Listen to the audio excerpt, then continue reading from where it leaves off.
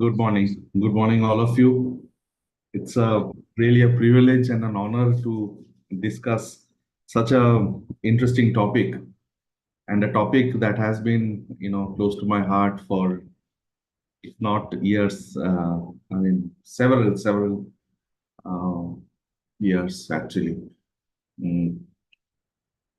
And it is, of course, not possible to capture everything under this area of discussion. But I'll try to capture at least the interesting parts and what will help you also enlighten yourself along with me. Also, I also learn when I share things with all of you. So, without much discussions, maybe I'll directly go. I've prepared a few slides so that it becomes easier for me to remember what to talk after what. So, here we go.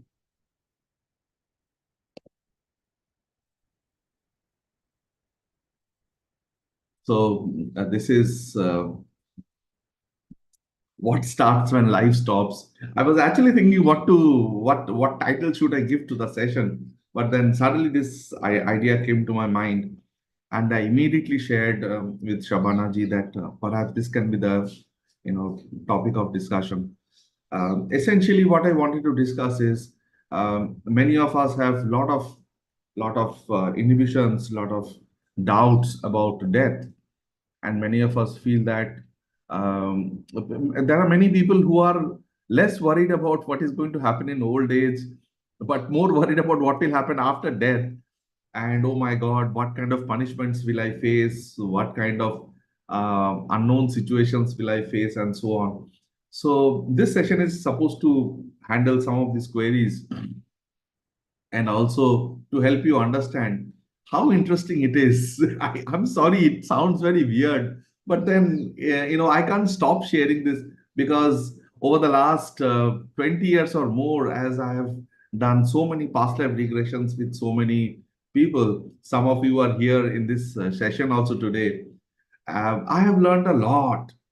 I've learned a lot about life. I've learned a lot about death and life between lives, life after death, and so on. So my discussion is not about death. My discussion is what happens after that. What happens after life stops.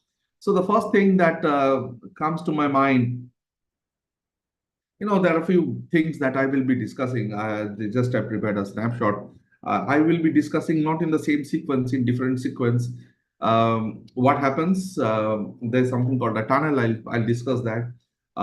Also, I'll discuss in very basic language, very simple language, starting from what is the soul, how souls are created, soul journey, which I've discussed several times on this forum. Do souls also fall ill? It's a very important question. And do souls also go through trauma? Like we face so many traumas. And do souls socialize? Do they play games? Do they enjoy when they are up there? Also, what kind of healing does the soul go through? And many more topics we will try to discuss given the time that we have. So the first is the tunnel. This is very interesting, and uh, approximately most of my patients or most of my clients who have witnessed death after, I mean, during a session, they feel that they pass through a tunnel, and they see themselves as a ball of light, and they pass through a tunnel, and as they pass through a dark tunnel, they see that at the end of the tunnel there is beautiful light, beautiful bright white light. Sometimes it is white, sometimes it is a soft light, very bright, but they cannot explain the color of the light. But they all feel that they are moving at a very fast pace, and they are approaching a bright white light. And most often, what happens, most of my clients, what they say, they never say that Buddha came to receive me, or Jesus Christ came to receive me, or Lord Krishna or Lord Shiva came to receive me. That actually doesn't happen. What happens is each of us, we have spirit guides. So the light that comes is in the form of a spirit guide. Okay, it's a guide of our soul that comes and embraces us, envelops us. Actually, it's kind of a envelopment that happens, and the moment that envelopment happens, it is nothing but pure ecstasy. So it helps the soul to calm down, and gradually it helps to recollect all that happened in that particular birth very fast. When I say fast or slow, you have to understand that only on Earth, only on a three-dimensional world or a four-dimensional world, do we have the concept of time. Up there, there is nothing. There is no concept of time. So when I say too fast, it is not in terms of time. It just takes you throughout the life that you have led, and in a very short, again I'm using the word time, but then there is no time. In a very short time, you start feeling what are the good things that you have done in this life. You feel really joy, you feel happy, you feel very contented. Oh, thanks, I have done so many good things in life.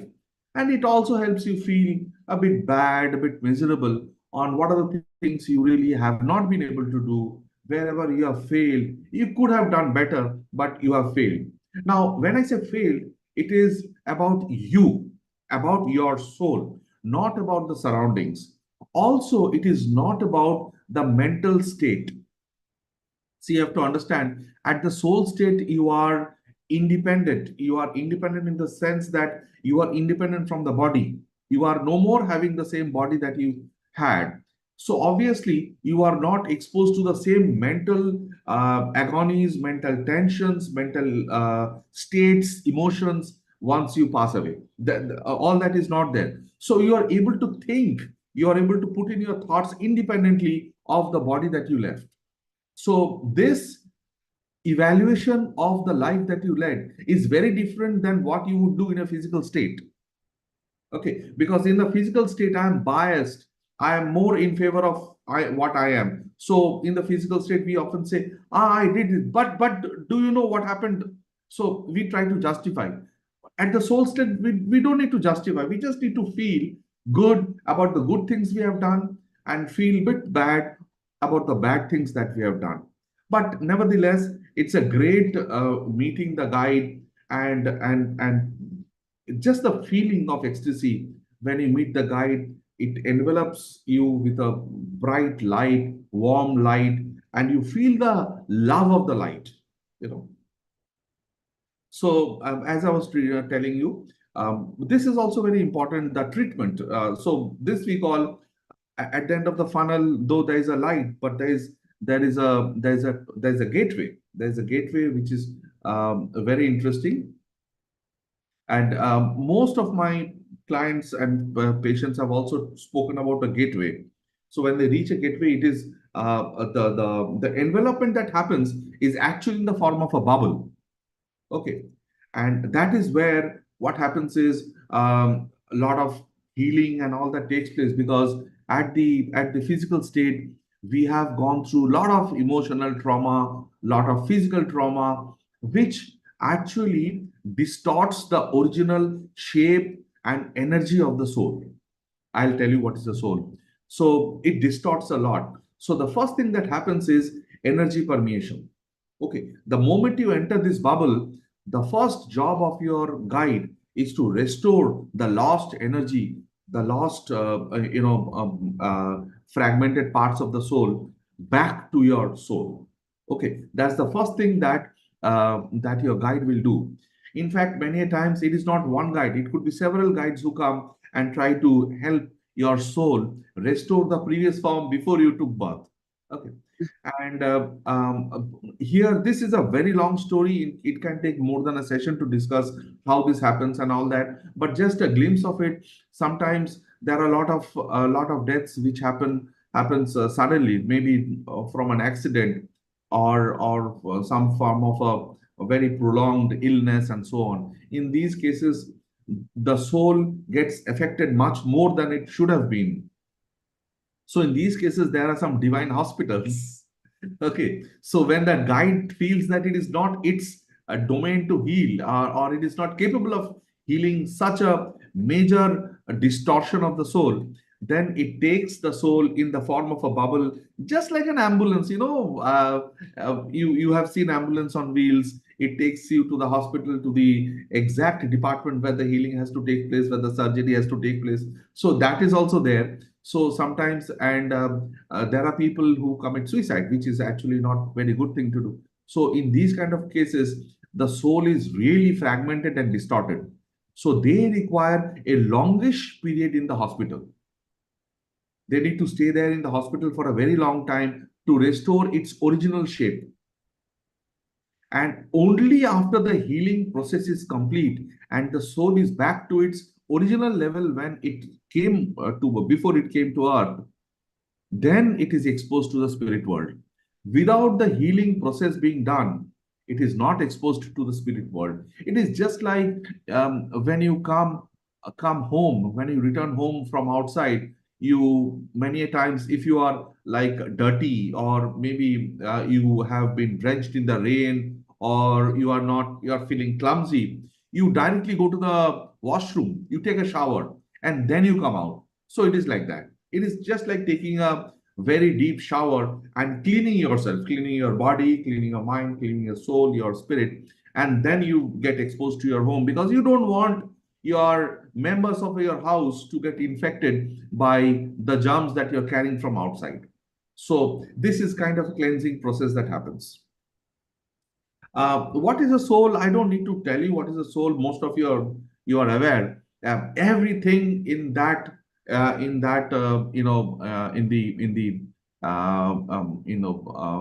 metaphysical world, or the non-physical world, is about energy. There is nothing other than energy. Everything is energy. So a soul is also an energy. Now, the intelligence of the soul depends on what kind of a soul it is. If it is a human soul, it is more complex. Perhaps the energy ball is also larger than a small plant, or a small animal like an ant or a squirrel, and so on. So the complexity of the soul depends on how evolved it is, how evolved as a soul it is. And also, we have to understand a soul is like fire. It can take various forms at the same time. It can have dual presence or multiple presence, though not as frequently as we see in movies. But yes, it is possible that your soul has a simultaneous presence across universes. Okay, sometimes on Earth itself, the same soul has taken two life forms. Even that is possible. But these are very rare cases, not very common cases. But one thing is very true. When we take birth, the entire soul is not with us here. Part of our soul is also up there. So that is how, when we pass away and we go to the higher realms, we find our loved ones there. So when we find our loved ones there, it does not necessarily mean that they have not taken birth. They have taken birth, but a part of the soul is there. So hence we can see them, we can recognize them. Okay, so it's a bit complex. It's like dual existence or multiple existence at the same point in time. But then again, I go back to my previous statement where I said there is no concept of time in the heavens. Okay, so there is nothing called time. It's things can happen simultaneously. Things can, previous things can happen now, and things that are happening now can happen later. Future is present, present is future, past is present. That way.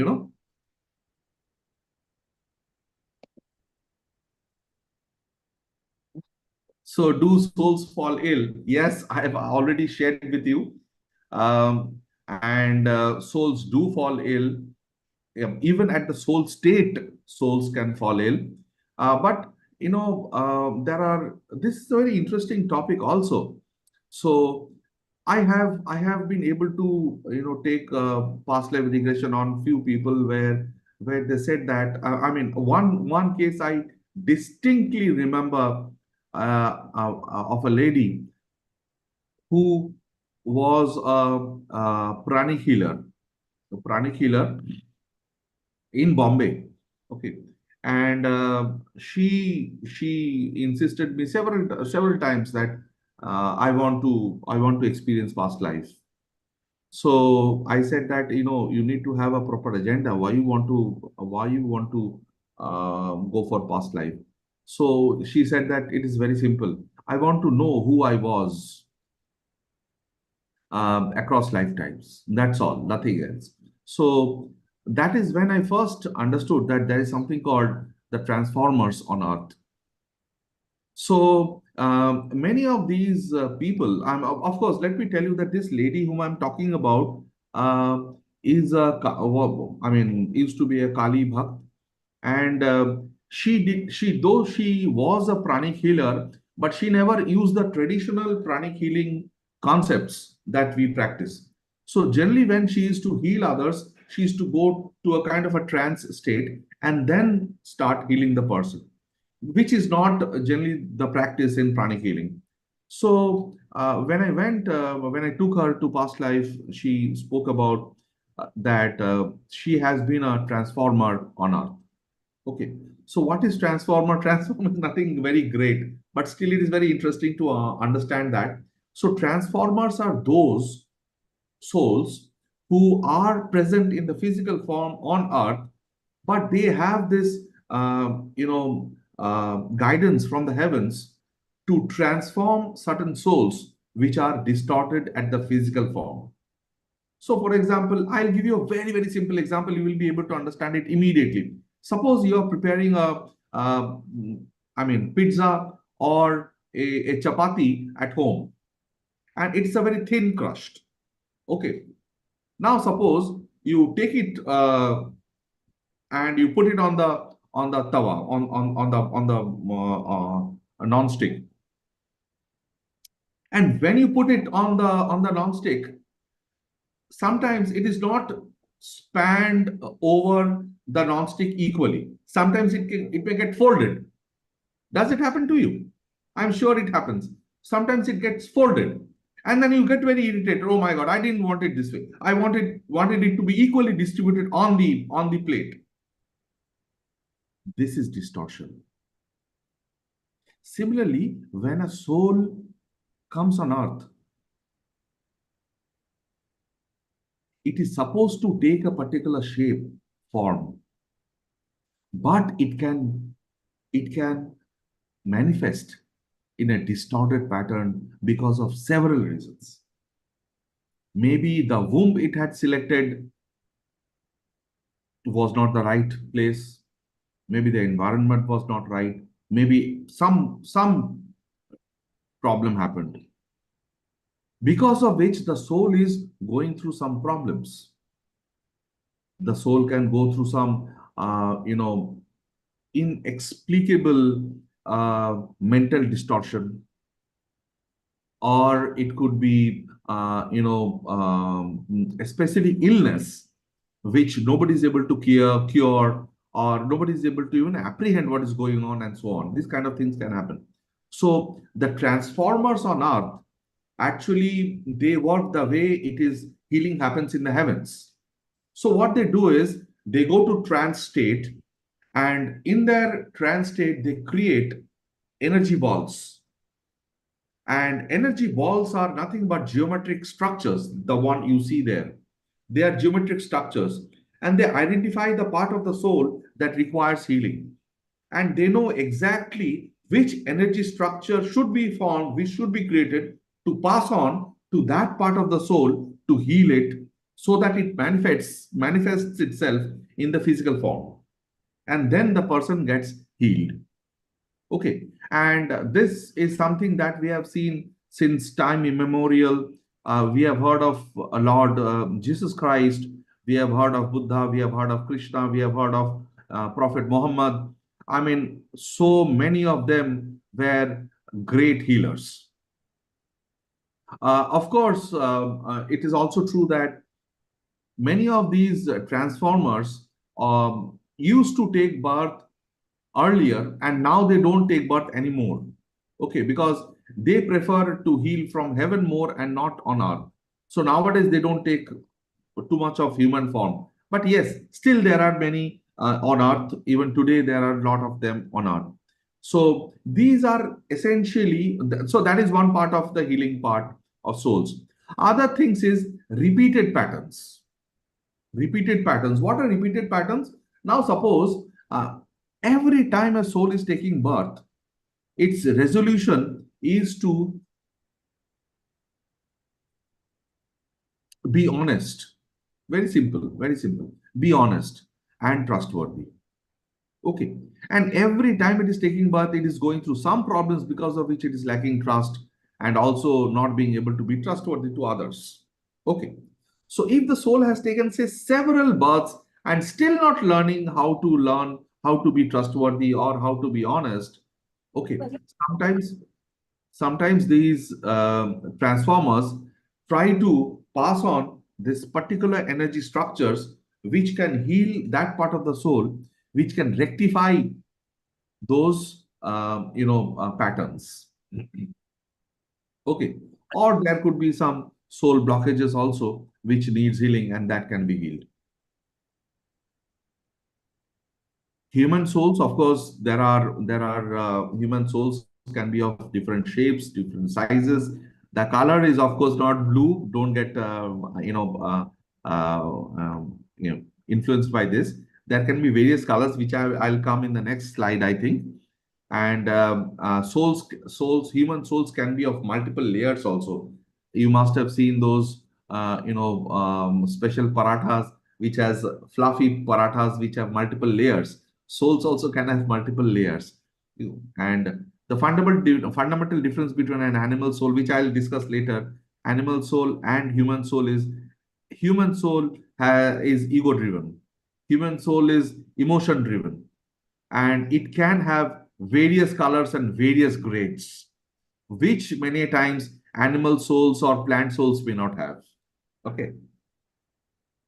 This is the soul path, and this kind of a diagram I think I have showed to many of you earlier also, but for the sake of the newcomers, it's like when a soul is I'll also talk about soul creation. But then when a soul is created, the initial phase when a soul is created, it is called an infant soul. Okay. And the color, as you see there, it's kind of white, and then it gradually becomes more and more matured, and I would use the word enlightened. Through different births, they take resolutions, they come back, they go back, they come back, they go back.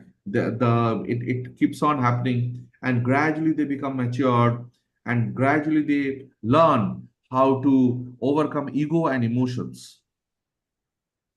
They learn how not to disturb their self, their soul, despite there being emotional turmoils. Okay. How to detach their soul from their brain. Okay. So they learn all of these, and gradually, as they proceed, they move towards becoming matured souls, old souls, and the highest form is transcendental souls. Okay. Now here, of course, you see just above the soul types. I've also mentioned some pathway of emotions, and souls which are baby, very young, very young souls, or baby souls, infant souls. They are exposed to lot of emotional turmoils. Okay. Very quickly they become susceptible to emotional upheavals. Okay. They learn from it, they commit a lot of mistakes, they learn and they move on. Okay. And then when souls become matured, then gradually they learn how to be pure love, how to be more acceptable, how to be more accepting, willing to change, have the courage to be happy all the time. So that is towards spiritual enlightenment. Okay. Here, another thing which is also very important is to understand that the soul journey is not about punishment. So when we make mistakes, many times you might see that there are people who, I mean, who have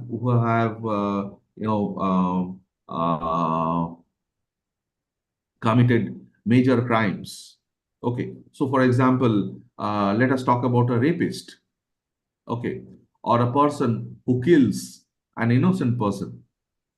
Now, see, it might sound very weird to you, but let me tell you that have you heard of rape cases in the jungle between animals?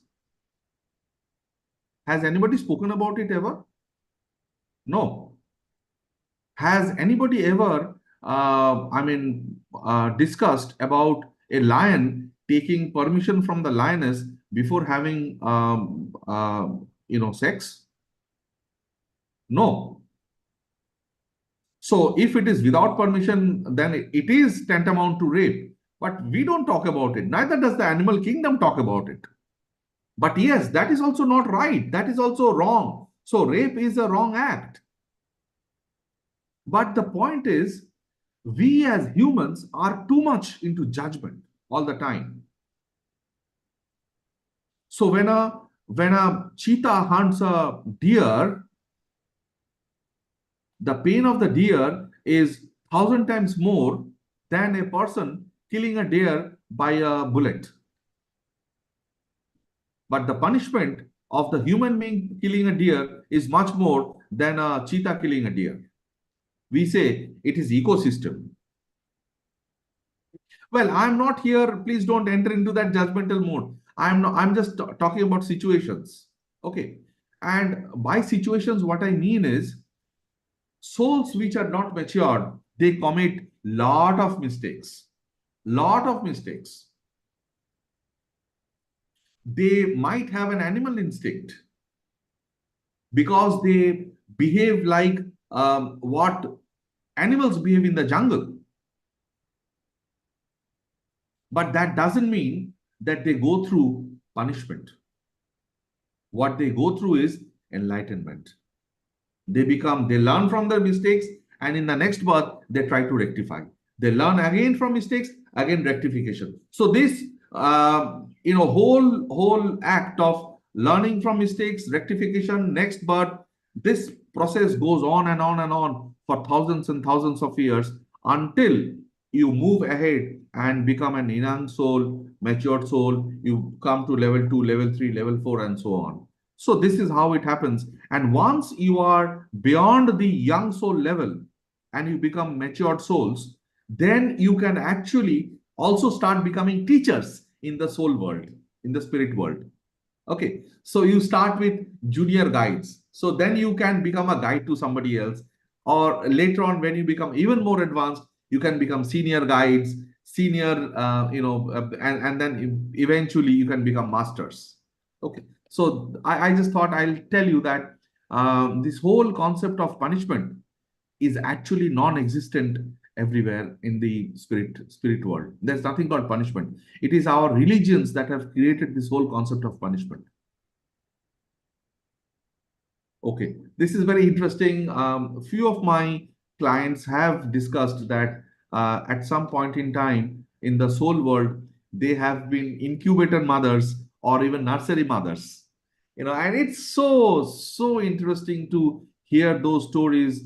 And they say that there is a creator behind the wall which they cannot see, or there are even more very advanced souls which actually create this kind of just like you see in beehives. That is why I have this picture here. This kind of beehives are there, and there are eggs inside, and the womb of that actually it's like the heartbeat. It booms, boom boom boom boom, like this it keeps on happening. And the incubator mothers wait for an egg to be hatched. So the moment an egg is hatched, it comes out. Okay, and it's these each of these hives are like silken threads, spun out of a nice network of silken threads. Okay, and golden in color. So the moment a egg hatches, it comes out, and it is packed in golden energy. It's kind of a incubator, golden incubator where the soul is. So these incubator mothers, they initially get wet souls. They call wet. They are wet. They are. I mean, so they clean them, they dry them, just like it happens for human beings. Okay, they clean them, they dry them, and they nurture them, and then from the incubation center they pass it on to nurseries, and they gradually grow up there, not here, and they gradually grow until they become eligible to take birth. Okay, so it's a wonderful mechanism, and one of my very very dear person, like my father, his wife, uh, after his wife passed away, we tried to connect to the soul of his wife, and there I came to know that she was serving as a nursery mother. Previously, she was an incubator mother, but now she is serving as a nursery mother. That is how I came to know more about this whole process of divine eggs, the womb, how souls are being created, and how they now when somebody is a nursery mother or an incubator mother, it doesn't mean that the soul belongs to earth. By the way, nobody knows whether the soul that is being created, that they are nurturing is a human soul or not. Also, it can be something else. Okay, so it can be a creature, something that will go to some other universe in some other world. So we don't, I mean, these incubator mothers may not have any clue of that. Only after they pass the nursery stage, then it is actually understood whether this soul is supposed to go to earth or some other dimension in some other form. So this is very interesting. We were talking about souls, different forms of souls, and you know, there's a myth that animals eventually become human beings after a lot of iterations. That may not be always true. In fact, in the spirit world, animals have different spaces. Okay, and humans have different spaces. However, it is possible that suppose you have your own pet, dog or cat or something else, and in the soul world you want to meet them. Then there are certain caretaker souls who have the permission to go to the animal, spirit animal world to bring your pet, or they create a hologram of your pet with energy, which is a replica of your actual pet. So they bring the soul of your pet, which is actually a hologram or a replica of your original pet, and you can actually be there with your pets also in the soul world. That also I have seen that some of my patients, they said that I was desperately looking for Jimmy. I said, who is Jimmy? Well, Jimmy was my dog. I was desperately looking for that, and then I communicated to one of my master guides, and there was a caretaker soul who brought Jimmy in front of me, and I spent some time with Jimmy. So, but it was actually later I understood that it was not actually Jimmy. It is a replica of Jimmy, just like what do you call it, a hologram, in a light form. Okay. And in the animal world also, there are three kinds of animals. One, the domesticated souls, which can be domesticated, like I was talking about Jimmy. So these are animals which understands human emotions. So animals that understand human emotions, they sacrifice the freedom of the jungle and become domesticated souls. Animals that cannot understand human emotions are the wild souls. Broadly speaking, both are animal souls, and animal souls are of smaller particles. It's smaller energy ball. It is not that complex, and it gets dissolved with the environment very easily. But human souls try to govern the environment where they live in. Human souls try to, like, how it happens. We try to change the environment, human beings. Animal souls accept, and they integrate, they weave themselves with the environment. So that is the difference between animal souls and human souls. Soul creation we discussed. Energy assortment is very similar actually. So we were talking about different forms of energy, and in most cases, you cannot cross the boundaries of human souls. You cannot enter into the animal kingdom. That is their soul space. So your soul space is defined. The animal soul space is defined. And if you want to interact across soul spaces, then you need to take help of special souls, which I call caretaker souls. Okay, the caretaker souls actually helps you to connect with beings which are not human, with something else. And if you really know them or you want to connect, then you need to take care of those caretaker souls. This is very, very interesting soul dances. And this is also about soul socialization. Okay. So if you feel that in the soul world, it is only about very serious matters, serious things, absolutely not. The first thing when souls come together in the form of a clan, then they really engage into a lot of music, singing, and dancing. Of course, the this music, dancing, and singing is not the same thing that we practice in the physical world. These are when souls engage into dancing, they actually play. And the most prevalent games that they play is creating energy particles, creating energy forms. So, in childhood, we often used to take a ball of clay, and we used to create forms, like we can create a cat or a rat or a or some human form with two hands, two legs. We used to create all of that. So similarly, in the soul kingdom, the first exercise, the learning exercise that they get is they get a bunch of energy particles, and they have to manipulate it, they have to change it and create a special form of soul, form of energy, and so on. Now, these forms of energies are the first learning of souls, and it can be for different purposes. It can be for, say, to heal emotions.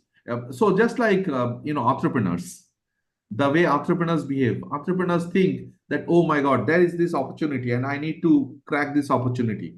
So similarly, souls also, when they create some form from this particles of energy, they have something in mind to serve.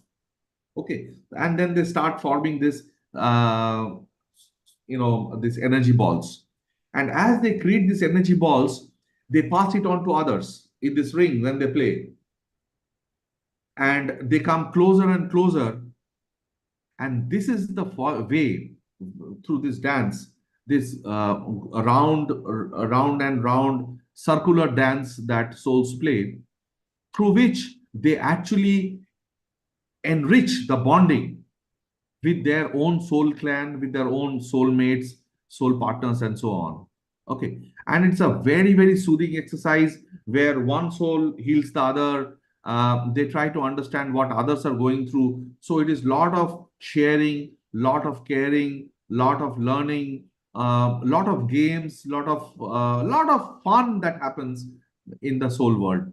And one thing I forgot to tell you right in the beginning, when we pass away, when we meet the guide first time, and when you are in that incubator, in that bubble, the first thing that happens is you are disassociated with the emotions of the life, of the previous life that you led. You are totally disassociated. If that disassociation doesn't happen, in many cases, when the soul is very rigid and doesn't want to disassociate itself, then they hover around as ghosts. Then these are very rare cases where souls reject reject the love of the guide and don't want to go up. They are so attached with the human form that they want to stay back there itself. So those are ghosts, or can be, different forms of entities. Anyway, that's a different matter. So this is dance, and this is actually how you enrich. It is as if a member of the family coming back. Okay, and then you get united with all your family members, and then when this happens after a few years, if you come back to your family, you spend hours and hours chatting, having fun, watching TV together, or having good food together over drinks and so on. So that is what is soul dance. Soul dance is extremely powerful, and all souls, they look forward to the soul dance once they enter into the spirit world. This is very interesting soul energy. So when we take birth, each one of us, we know that life on earth is not simple. So we have to go through a lot of trauma many a times, lot of emotional upheavals, lot of pain we have to go through. So each soul, when it takes birth, it carries some amount of soul energy. Okay, and most of the time, the masters, the divine masters, they help souls to decide what is the amount of soul energy they should carry along with them in the physical form. Okay. Now, sometimes souls are arrogant and they don't listen to their masters, and they decide not to carry much of soul energy because they want to save their soul energy when they come back. So they don't want to carry much. And when they take birth and they are unable to bear the kind of burden in the physical world, they sometimes are not able to handle it. These are specific cases when human beings become mad, or they are totally out of control, or or they are unable to heal themselves. These are things that happen only when there's a mismatch of the amount of energy that you should have brought for this lifetime and what you actually brought, what you actually got. Okay. In this context, there is also a concept called soul armor. Soul armor is actually an armor. It's a protection. Now, this protection we all have, but those souls which are very high level souls, old souls, transcendental souls, and so on, when they take birth, they have this protective armor because they don't want to live the life of a normal human being. So, like you might have seen saints and sadhus and so on, they are there in the Himalayas at a temperature of -20, -25, and they don't even have a piece of cloth on their body. You might be wondering what is going on. So they have soul armor. You cannot go to the Himalayas at -25 degrees centigrade and just sit there and start a meditation without wearing any clothes. We will die, we will freeze in 10 minutes. So how are they there at such a low temperature without any clothes? It is because they have soul armors. They have a protective shield, which is not visible, of course. This we already discussed. Each soul comes from a soul clan, and it's a group of souls which take birth together. But souls taking birth together does not necessarily mean that they grow together also. The growth depends on various other factors during our lives. During our lives, we get the maximum opportunity to learn and to develop ourselves, to develop our souls, to enlighten our souls. Some do it very easily, others don't do it very easily. But that doesn't mean that they leave their soul clan. They may still be there in the same soul clan where some of them are very, very developed, very enlightened, and others are not. So if you are within the soul clan, it's always your job to enlighten others, to take others along with you. And that is what the soul dance is all about. In the soul dance, you actually try to pass on your learnings, your energy to the younger souls who also need to rise along with you. Okay. There are also something called affiliated souls. Affiliated souls are those souls which do not belong to your clan or your cluster, in some other cluster, but with whom you have developed a bond. So there must be some commonality between two souls because of which you may have developed some bond, though you don't belong to the same soul clan and so on, same cluster, which also can happen. But for that to come too close to a soul which is from a different clan, you need to take permission from your guides. But then that is not a big deal.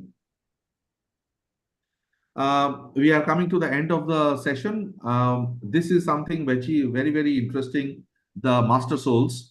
The master souls are of different types. The master souls, once you are at the soul state in the spirit world, there are timekeepers. The timekeepers help you to understand your whole soul journey across lifetimes, what you were and how you have learned from each and every lifetime. So they are the keepers of your Akashic records. And archivist souls are those souls which are the keepers of these records.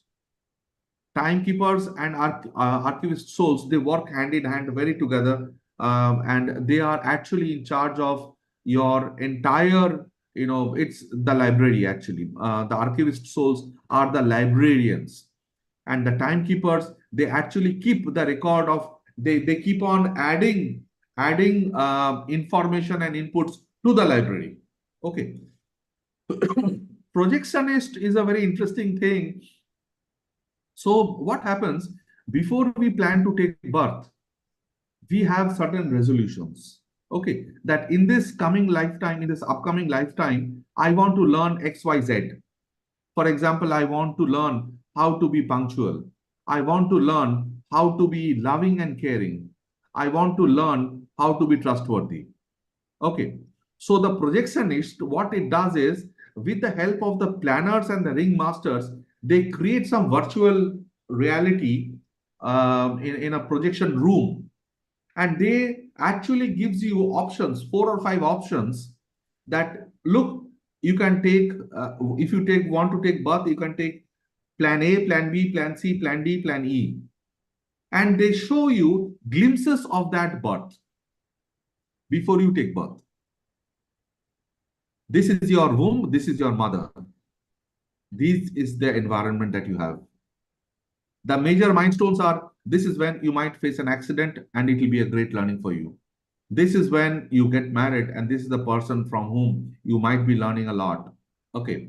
This is your next turning point. This is your next turning point. And this is your death sequence, how it happens. Okay. So they show you the different forms from which you can learn the maximum, given your resolutions. You have the choice to select one of them. You even have the choice to ignore all of them and select yourself also. You can create a mix of the 5 also. But always, at all times, you will have the planners and the ring masters who will guide you to select what you want to do, what you should do. It is up to you to take their advice or not. There are a lot of arrogant souls. I have known many arrogant souls who decline to take the advice of ring masters because they want to move very fast. The masters, they say that, you know what, you should not go so fast. This is not the right thing for you to do. Your soul is not ready for it. They don't listen to the masters and take up something which they cannot achieve, and they face a lot of problems on earth. Okay, so that's all. I'm done. Over to you for questions. Thank you, Debashish. It was very interesting. Many things we did not know before. So we do have a question from Thank you. Alba. Thank you very much. Oh, Hi. hi, Hi. hi, Professor Debasis. How are Thank you you? so much. Thank you so much. You just gave us a lot of information, very interesting to process. 7 days ago, my beloved cat just died, the oldest one. And I was hoping, really, I was hoping to hear that when I'm going, that I'm, whenever I have to die, he's going to greet me and meet me in the skies, but after what you have said, I still have this doubt. Is it possible that maybe our beloved pet will be there because they will raise their paw and say, oh, I want to meet my human, like what to expect about pets when you you transcend? Yes, I actually spoke about it also. Generally the human soul space is different than the animal soul space. It is not the same. But there are something called caretaker souls who can connect the two spaces. Okay. So many of us, when we die, we want to meet our beloved pets because they have been part of our family for years together, and in at times we forget that they are not human beings also, so they are so close to us, and when we die we really want to meet them, and these caretaker souls bring our pets to us, and we get the opportunity to spend ample amount of time. Again, time is a misnomer in the spirit world, but then we get ample amount of space to be with them and to stay with them, and then eventually release them. But again, you have to understand, death is when death happens of somebody, we go through certain emotional turmoil. It is grief is an emotion, sadness is an emotion. So one of the major learnings in soul state is also to feel feel some of the depth of the emotions without the pain, without the pain of the emotion. How to learn grief without pain. It sounds very weird, but some of my clients have said that at the soul state they are now learning how to learn sorrow and grief without the pain. And wow, that is also possible. Oh, interesting. I see. Okay. Thank you very much. Thank you. Thank you. Yes, Raki, it is possible. So, yeah, that is something I did not touch. So, it is possible not to take birth after death. So, you may decide. So, it is always there. So, then it takes to the next question: why do we take birth at all? We take birth because it is the risk and return game. You learn maximum. Your soul grows maximum in a unstructured environment, in a environment where you don't know about your past, you don't know about your future. You are thrown in an environment, and in that environment you have to grow. Your soul should remember what are the resolutions, and you have to perform and you have to grow. So souls know that if they take birth, they grow faster. If they don't take birth, they may not grow faster. So souls prefer taking birth many a times to grow faster. But there's another point there. uh, there are souls which have very high level of responsibilities up there.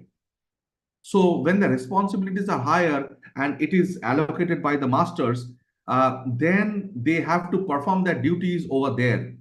Okay, and they are insisted not to take birth. Okay, so that is part of the duty. But then if that is not there, so if you don't have a lot of duties up there, and if you're not performing your responsibilities, then you can decide to take birth, and nobody will force you to take birth. It is up to your soul to decide. Nothing is forceful. You have to take your call whether to learn by taking birth or you want to learn staying up there. It is your call. I have a question, Devashi sir. First of all, immense gratitude for this wonderful session. I always look forward to you speaking on this forum. And so whenever I miss, I really feel a vacuum. So just Thank you so showing my much. gratitude. Thank you so much. I have two questions. They're kind of attached. You spoke about something like soul fragmentation, and there is one term called soul fracture. So please elaborate a little bit more on using very simple layman language.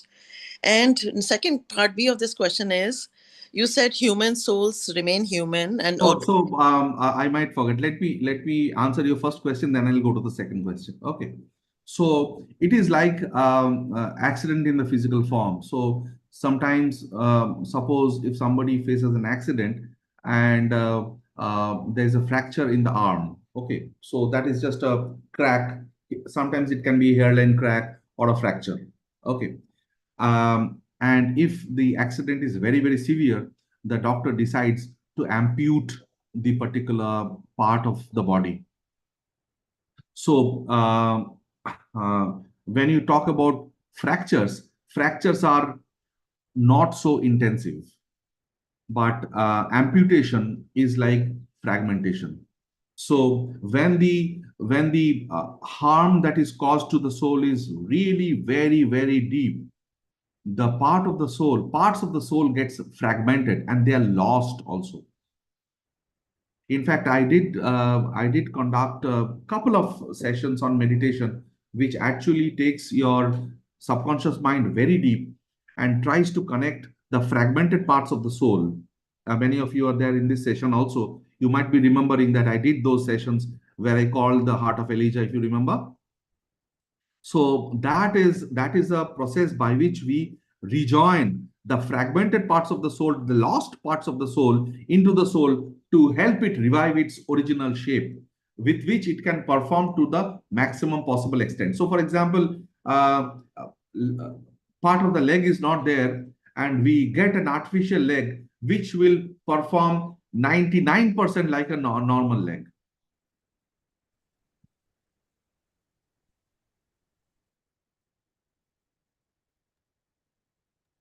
But I'm told even any part of your body is gone, like ladies get their uterus removed because of fibroids or spleen removed, the energy signatures are still there. So healing can be done to that in energy signature, like hologram you spoke about. Yes, yes, yes. And Well, don't mix up the physical parts of the body with the soul. With the soul, that was just an example. It was kind of a analogy, not the real form. So when parts of our body are removed, like say kidney is removed, as you said, uterus is removed. Just 2 weeks back, my sister went through a surgery, and her uterus and ovary both were removed. But then, yes, the energy still is there. And that is not similar to soul fragmentation. That is very different. But yes, does it impact the soul? Yes, it impacts the soul. Because not everybody goes through that kind of a pain, that kind of a trauma. So, yes, the soul really goes through that, goes through a pain. So, once you are at the soul state, once you enter through the tunnel, the first thing that your guide will do is to bring you in that bubble and pass on energy to you to help you heal all the fractured parts of your soul. If the problem with your soul is really very, very deep, then the guide understands that a general practitioner, an MBBS doctor is not enough. Then you need a specialist MD or an MS. Then it takes you to a hospital. Otherwise, the guide in 80% of the cases, the guides are, able, the guides are general medicine doctors. Okay, I'm just trying to draw an analogy there. So they are general practitioners, general medicine doctors. They are able to heal. And if it is very deep, then it goes to a hospital. and you were using the term soul guides. Are they like more like our ancestors? Ancestors, they are our soul guides, spirit guides. No, they may not be your ancestors, while they can be your ancestors also. It depends on your phase of life. In your childhood, the kind of life that you will be going through requires certain, it's like teachers, like our teachers. Our teachers of class 5 are not the same as the teachers of class 12. Similarly, guides also have certain phases of your life. So for a particular phase of your life, you have a certain guide. For the next phase, you have another guide. Sometimes certain phases of your lives are so intensive that you may need multiple guides. So, in general, in the early phases of your life, you may have your ancestors who were in physical form with you in some lifetime as your guides. But not all of your ancestors are even capable to be guides.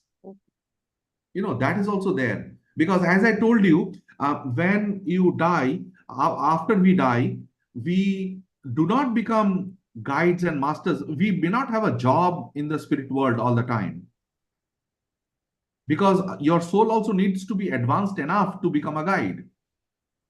If you are not eligible to be a guide, you cannot be a guide. So not every ancestor of yours can be a guide, but there are few who are very enlightened and they can be your guides, so they are your guides.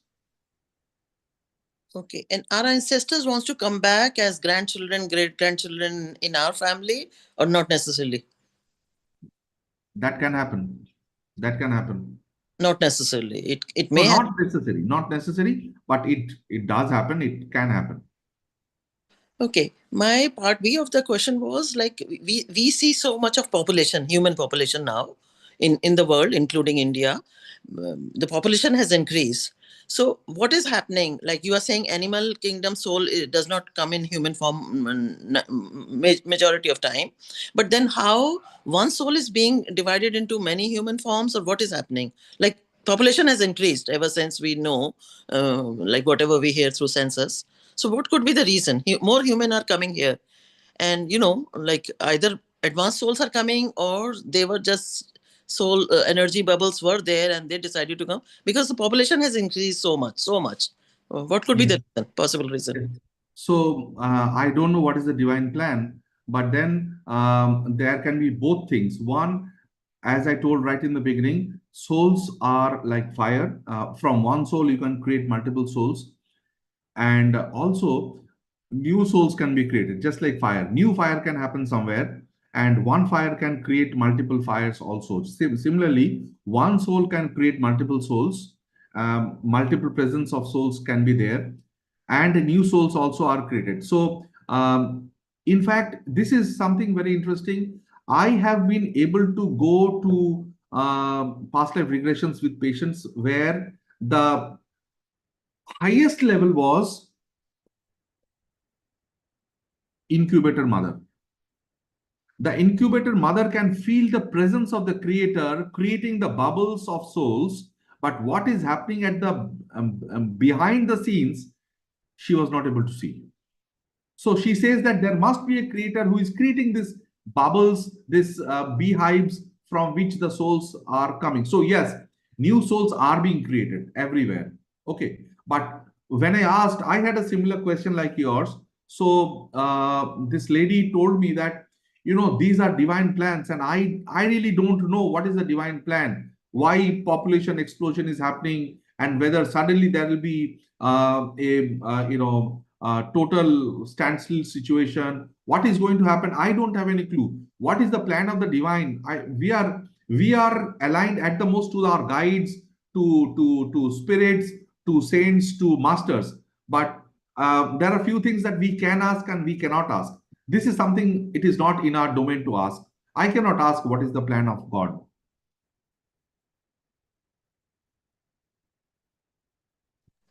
And Debasis, good Yes. morning.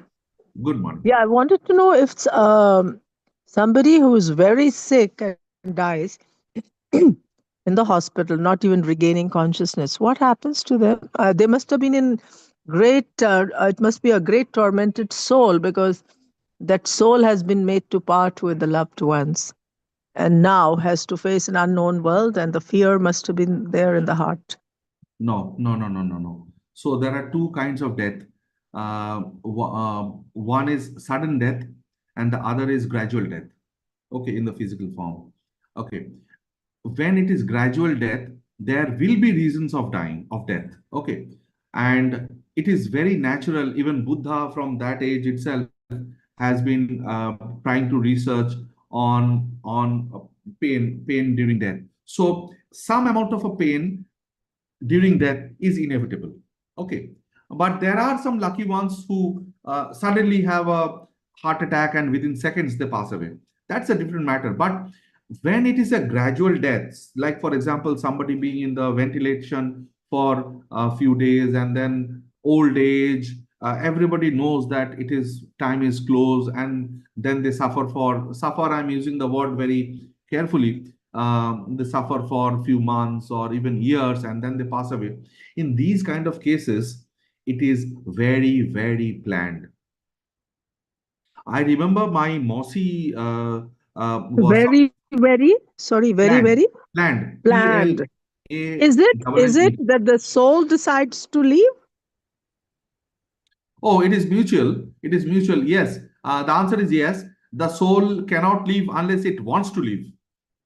Okay. Please So remember.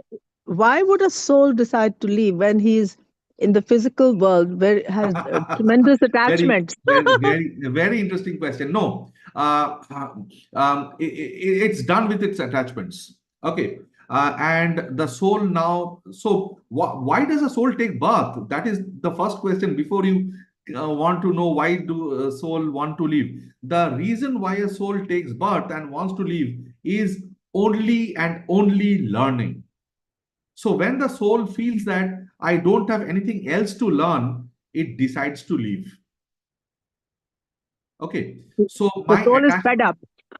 no, not fed up, not fed up, not fed up at all. That is a negative word. So when the soul thinks that whatever I had to get from this, so it is like a classroom, you have, suppose you have gone for a workshop, 2-day workshop, and or a movie, for example, 3 hours movie you have gone through, and or you have not gone to a theater to see a movie, you are watching a movie on the OTT platform. Actually, it happened with me day before yesterday. I was watching a movie of this fellow Manoj Bajpayee, and I like him. I like his acting. I started watching the movie, and in the middle of the movie, I understood. Uh, I can clearly understand what is going to happen. I don't want to watch it anymore, so I switched to something else. Okay, so same way, a soul, when it understands that there is nothing else to learn from this life, it decides to move on. Okay. So and it is also planned very nicely, there is a starting, there is a climax, and then gradually it comes down, the learning also comes down, and then it comes gradually to a rest, and so on. So this is called gradual death. The sudden death is unplanned. And this is when the soul actually did not have any plans to leave, but had to leave. Maybe an accident, maybe a suicide, maybe sudden trauma, and so on. This is the time when your near ones, your dear ones, your angels are not there to receive you. When my Mosi, Badi Mosi, when she was passing away, I was there in the hospital. She was suffering from cancer. That day I was climbing the stairs to go to the to her cabin. She was out of the ICU and she was on bed, because that was, doctor also said these are the last few hours. And I went there and I could feel the presence of the angels there. They have all come, and there were souls. I did not know any one of them, but there were souls who were waiting to take them together, as if like it is a ceremony. And I was like feeling so awesome about it. Oh my God, this is so great. And I could feel the fragrance of those, those souls and those angels there. Beautiful that must have been. How beautiful for you. Yes, yeah, that is beautiful. And that happens with all of us. It is not my mouse, it is with everybody. If it is a planned death, then it is, the soul knows that it is going, it is leaving. Your dear ones, I mean, your soul clan, your soul cluster, everybody knows that you are coming. So it is a ceremony up there. Oh my God. So it is just like, suppose your father has gone to the war front and returning back after 2 years. It's a ceremony at home. You will try to cook the best of the best food. You will have all kinds of things, nice music going on in the background. The house is totally clean. It is like that. So, do they get united to their forefathers or the fathers, or The soul clan that I'm talking about, the soul family that I'm talking about, is not the family of this birth, of physical birth. There are people whom you meet in this birth, they actually don't belong to your soul clan at all. but sometimes it's your soulmate. Yes, yes, yes. I'm saying there are both things. Don't think one way. It is both ways. So there are members of your family who are part of your soul clan, your soul group, and one or two of them may be your soul mates also. And you might also meet your twin soul also. There are so many things, but not everybody in your family, in your blood, are or they belong to your soul clan. Some of them may not be from your soul clan. And why is that? The reason is also very simple. That is because why do you take birth? You have to go back there. You take birth because You want to learn a few things. And sometimes you feel that I can learn if I select that mother's womb. So you get the option of selecting a mother's womb, and sometimes you select a mother's womb which is not your soul clan, but the learning will be maximum over there. The soul generally doesn't want to select such a mother which does not belong to the clan, but then sometimes the masters insist. So the masters might say, Uma, you know what? I understand this particular lady is not your soul clan, but the learnings from this life that you are planning to take will be the maximum if you take birth there. And you listen to the master and you take birth there. Because sometimes you're in a family where you're not respected or loved, and maybe that is what is a learning, that you have to still respect. Exactly, exactly. Everything that happens to us is learning, and everything that happens, I was talking about punishment. What is punishment? There is nothing called punishment. Punishment is what we inflict on ourselves. At the soul state, we decide, oh my God, how miserable I was, how cruel I was. I want to compensate this. मैं प्रायश्चित करना चाहता हूं. So when you decide to compensate for all the wrongdoings you want to inflict on yourself in the next birth. Oh, I was such a drunkard, and I humiliated people so much when I was drunk in my last birth. This birth, I will take a birth when I take an oath that I will not touch alcohol. I'm talking about myself, huh? Oh, you did take an oath. That's wonderful. Yes, yes. And in this birth, I had so many opportunities to have free alcohol in so many different forms, right from childhood, if I may. I mean, I'm sorry to disclose this also, but I was never attracted to it. So I What don't about smoke, I don't drink. sorry to cut you. What about the planetary positions? Because they said, oh, Saturn, Saraswati, this is for you to learn. This is your learning period. Saturn comes to teach you. And if you don't learn, it's going to bring you back again all the problems. So you learn. So That what is is that? that is the background where the masters work. So the moment you decide that you want to take this life form, the masters start preparing the papers. The paperwork starts. Okay, just like the hospital. Hospital starts preparing your discharge certificate, what are the symptoms and this and that. So that is how the papers are prepared, which you call horoscope, which you call the planetary positions and all that, just to ensure that exactly what you are planning there up there to fulfill your resolutions are also fulfilled in your physical form. How should one behave then in very you know s- circumstances which are not very conducive to your liking, or you have to live a testing life? Yes. So you have to understand that the life that we lead, why do souls take birth?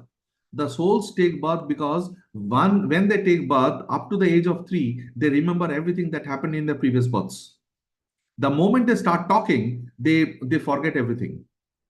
Okay, so now you are exposed to an environment which is totally new to you. You forget your resolutions, you forget why you took birth, and only your subconscious mind remembers faintly that these were your resolutions. How do you perform yourself despite the resolutions not being there on your conscious mind? So there are chances that you may be diverted to wrong directions. How do you listen to your conscience and still be there on the right track? So in one of these platforms, I discussed that Osama bin Laden or any soul which is known to be a disaster to mankind did not take birth to be a disaster to mankind. It is the circumstances that made them.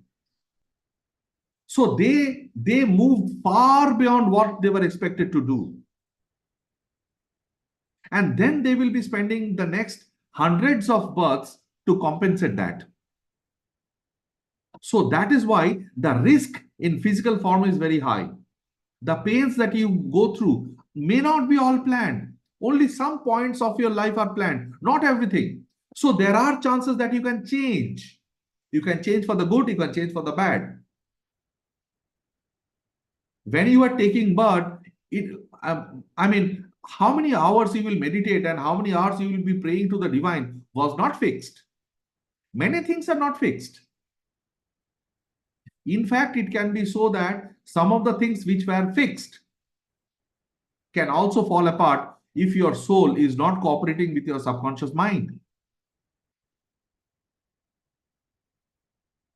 That is the risk that you take when you take birth.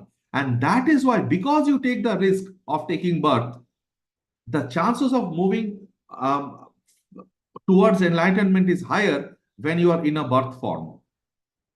That is why learning happens most when you are with people, not when you are in the Himalayas becoming a sannyasi, unless you are that enlightened. If you are that enlightened, when you have completed all your learnings and you are there, it is a different matter. Do you also believe in the planetary movements? Now they're saying on 29th March, there's going to be all planets going to be retrograde, and it's going to be a very big learning for the mankind. I don't know, what are we expecting? Well, I believe, but then I have very limited knowledge in that. I guess this is a heavy year for everyone, for learning. Yeah. Okay, thank you very much. Unless you have Anyway, thank you so much. more questions. Sir, I wanted to ask Yes. that we don't know what resolutions we took, what oaths we took that we're going to rectify in this birth. So, how to go about it? So it's through. Understanding the resolutions of this life is not that difficult.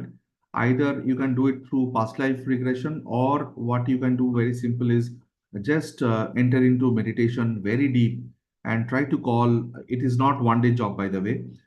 Don't be restless. Just through meditation, try to focus very deep into calling your spirit guide. Okay, call your spirit guide. It can take any form. And once you're acquainted with your spirit guide, start talking to your spirit guide and ask, what are your resolutions in this birth? You will get an answer. Okay. So it is there in your subconscious mind, but you may not be able to tap it. So to tap it, you can take the help of your spirit guide. And if you are able to go deep into meditation, and if you can go deep into your subconscious mind, you can ask the question and find out what is the purpose of your life. It is not that difficult. Sir, one last question, small one. What did you do to have this gift of automatic writing through some spirit world? You know, you mentioned like you do automatic writing, and which is not your style, but you are guided to. So, how was the connection made that time, that way between two of you? A difficult question. I don't know how, but then, many of these things are carried forward from previous lifetimes. Um, and For example, you cannot be a healer in this lifetime unless you are a healer in previous lifetimes. So many of these things, if you play instruments, okay, and if you really play well certain instruments, it has to have connection with your previous lifetimes. Okay. If you are by nature a very kind person, if you are by nature a person who hardly gets angry, it has to do with your previous lifetime. So many of these things have connections to your previous lifetime, and you really don't do anything to get it. You just need to nurture your soul to, to take out your previous learnings. I think that is all that I can say about it. So meditation helps. Oh, by no limits. Because meditation is the time when you can connect to yourself. meditation is a process by which you can connect with your soul. Meditation is a process by which you can connect to your soulmates. Okay. And as I also mentioned, I will be taking a meditation session that will be for healing the soul, the fragmented parts of the soul, the fractured parts of the soul, or the distorted parts of the soul. Oh, that'll be great. Thank you so much. Thank you. Thank you so much. Thank you. Thank you so much, Devashish. Thank